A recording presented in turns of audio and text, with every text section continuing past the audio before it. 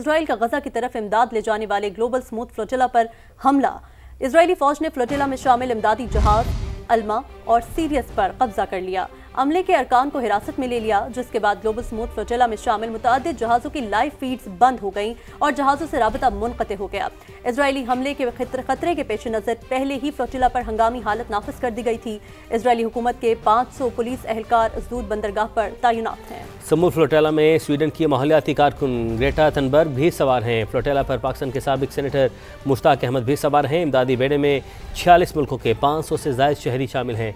Global समूह flotilla में शामिल कश्तियाँ गजा के अवाम के लिए खुराक लेकर जा रही थी। अब डेटा आप तक पहुंचा रहे हैं। इसराइल का गजा की तरफ इमदाद ले जाने वाले ग्लोबल समूह फ्लोटिला पर हमला। इसराइली फ़ौज ने फ्लोटिला में शामिल इमदादी जहाज़ अल्मा और सीरियस पर कब्जा कर लिया। अमले के अरकान को हिरासत में ले लिया, जिसके बाद ग्लोबल समूह फ्लोटिला में शामिल मुतअद्दिद जहाज़ों की लाइव फीड्स बंद हुई और जहाज़ों से राब्ता मुनक़ता हो गया। इसराइली हमले के खतरे के पेश नज़र पहले ही फ्लोटिला पर हंगामी हालत नाफिज कर दी गई थी। इसराइली हुकूमत के 500 पुलिस एहलकार असदूद बंदरगाह पर तैनात हैं। समूह फ्लोटिला में स्वीडन की माहौलियाती कारकुन ग्रेटा थनबर्ग भी सवार हैं। फ्लोटिला पर पाकिस्तान के साबिक सेनेटर मुश्ताक अहमद भी सवार हैं। इमदादी बेड़े में 40 मुल्कों के 500 से ज़ायद शहरी शामिल हैं। ग्लोबल स्मूथ फ्लोटिला में शामिल कश्तियां गजा के अवाम के लिए खुराक लेकर जा रही थीं। एक तरफ अमन प्लान, दूसरी तरफ वहशियाना कार्रवाइयां। इजराइल की गजा में दरिंदगी जारी। मजीद 60 फलस्तीनी शहीद हो गए। 14 की मजमूई तादाद 66,148 हो गई। इजराइल के वज़ीर दिफा कार्ड्स ने फलस्तीनियों को गजा सिटी से इनकला की आखिरी वार्निंग जारी कर दी। बयान में सेहूनी वज़ीर दिफा ने कहा, यह गजा के रिहायशियों के लिए आखिरी मौका है कि वह जुनूब की तरफ बढ़ें और गजा शहर में हमास के कारिंदों को अलग थलग छोड़ दें। जो लोग बाकी रहेंगे उन्हें दहशतगर्दों का हामी तस्वुर किया जाएगा। उधर अल-कसाम ब्रिगेड के जवाबी वार जारी। गजा सिटी में सेहूनी टैंकों बुलडोजर को निशाना बनाया।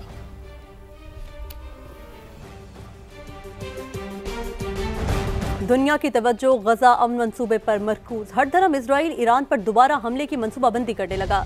इजरायली अखबार यरूशलेम पोस्ट के मुताबिक एक आला अस्करी ओहदेदार ने बताया है, इजराइल ने कई मुमकिन मंसूबे बना रखे हैं, जिनमें ईरान पर दोबारा हमला भी शामिल है। इजरायली ओहदेदार का कहना था कि वो मशरिक़ वस्ता और ईरान की सूरत हाल पर गहरी नजर रखे हुए हैं। ईरान पर हमले समेत मुख्तलिफ इम्कानात और इक़दामात के लिए तैयार हैं। इजराइल जो मर्जी चाहे करे, खुली छूट। सेहूनी रियासत की गारंटी कौन देगा? फलस्तीन की मज़ामती तंजीम हमास ने गैर मुसल्लह होने का मुतालबा मुस्तरद कर दिया। सदर ट्रंप के 20 नकाती अमन मंसूबे की बाज़ शिकें तब्दील करने पर जोर। कतर में अहम मुशावरती इजलास में वाज़ेह कर दिया कि कौमी उसूलों पर समझौता करने का सवाल ही पैदा नहीं होता। अल-कस्साम ब्रिगेड के सरबराह ने जंग जारी रखने का कह दिया। तर्जुमान व्हाइट हाउस कैरोलिन लेविट ने कहा है कि सर ट्रंप के गजा मंसूबे पर हसास बातचीत चल रही है। प्रेस ब्रीफिंग के दौरान उन्होंने कहा, किसी भी ऐलान से पहले कोई तफसील नहीं बताई जा सकती। ये मामला सदर डोनाल्ड ट्रंप और खुसूसी एलची स्टीव विटकॉफ देखेंगे। कतर पर कोई भी हमला अमेरिका पर हमला होगा। अमेरिकी सदर डोनाल्ड ट्रंप ने नया हुक्मनामा जारी कर दिया। कतर की सलामती यकीनी बनाने से मुतालिक एग्जीक्यूटिव ऑर्डर पर दस्तखत कर दिए। व्हाइट हाउस के मुताबिक किसी हमले की सूरत में अमेरिका दिफा और अमन इस्तेहकाम की बहाली के लिए अस्करी, मुआशी और सिफारती इक़दाम करेगा। कतर मशरिक़ वस्ता और उससे बाहर साबित कदम इत्तेहादी है।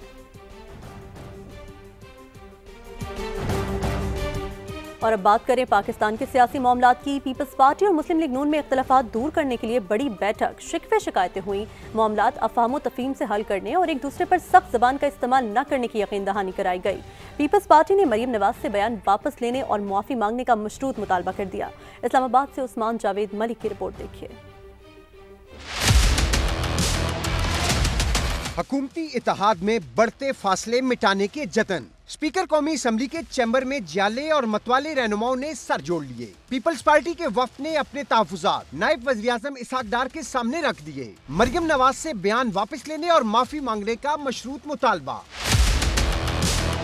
इसहाक डार की यकीन दहानियों पर मुज़ाकरात खुशगवार माहौल में मुकम्मल। फरीकैन पर उम्मीद है कि मसाइल जल्द हल कर लिए जाएंगे। नायब वज़ीर-ए-आज़म ने यकीन दहानी कराई कि आपके जो भी तहफ़्फ़ुज़ात हैं इंशाअल्लाह ताला उसको हम ख़त्म करेंगे। उसके लिए वो बात करेंगे क़यादत से।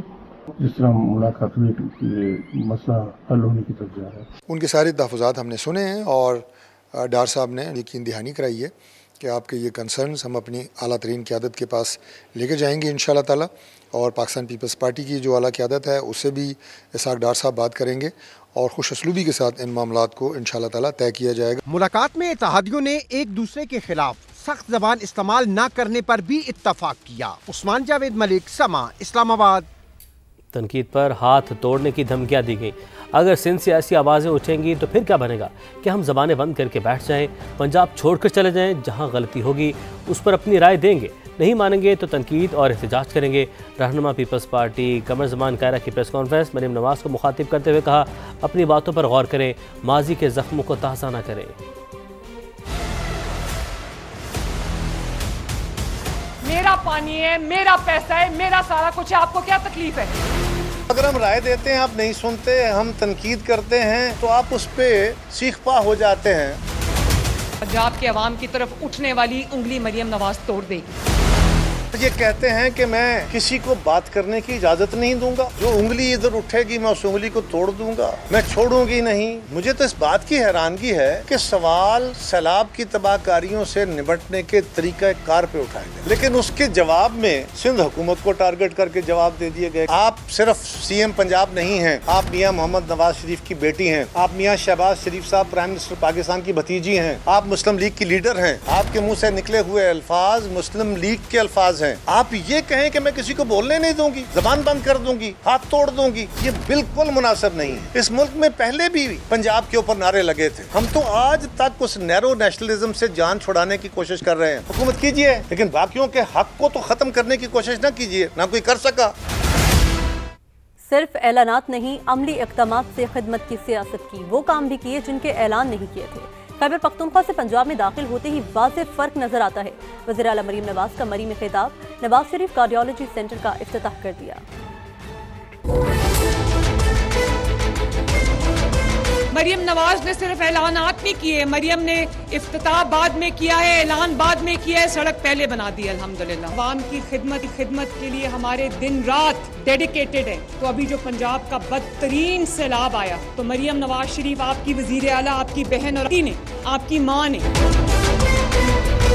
मैं अभी तक जब से सैलाब आया शायद 2 या 3 बार दफ्तर गई हूँ। मैं कभी एक शहर में होती हूँ, कभी दूसरे शहर में होती हूँ, कभी तीसरे शहर में होती हूँ। जो आपको ये कहता है ना कि हम चुप करके बैठ के दफ्तर में काम करते हैं, वो काम नहीं करता। खैबर पख्तूनख्वा से जब आप बाड़ियाँ से मरी के अंदर आते हैं तो आपको एक विजिबल डिफरेंस नजर आता है, लगता है वो कोई और मुल्क है, ये कोई और मुल्क है। माशाल्लाह मरी को पिछले वो जो लूट खसूट का 4 साल का दौर था, मरी को सिर्फ उन्होंने जंगलात काटने के लिए, दरख्त काटने के लिए, लकड़ी काट कर टिम्बर माफिया ने बेचने के लिए और 5-5 लाख रुपए रिश्वत लेकर इल्लीगल कंक्रीट बिल्डिंग्स का जो जंगल यहाँ पर बना दिया। कुछ तो मैंने गिरा दी क्योंकि आपका जो हक था अल्लाह ताला ने आपको इतनी खूबसूरती दी हुई है। मैं बेहंगम और जो इल्लीगल बिल्डिंग्स है उनको मरी का हुस्न खराब करने की इजाजत नहीं दूंगी।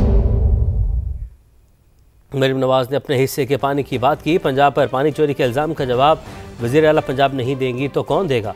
राना सनाउल्लाह की प्रोग्राम डेडलाइन भी तलत में गुफ्तगू, बोले इसहाक डार, बिलावल भुट्टो, जबकि वज़ीर-ए-आज़म सदर ज़रदारी से बात करेंगे। बेनज़ीर इनकम सपोर्ट प्रोग्राम के डाटा पर शदीद एतराज़ात हैं।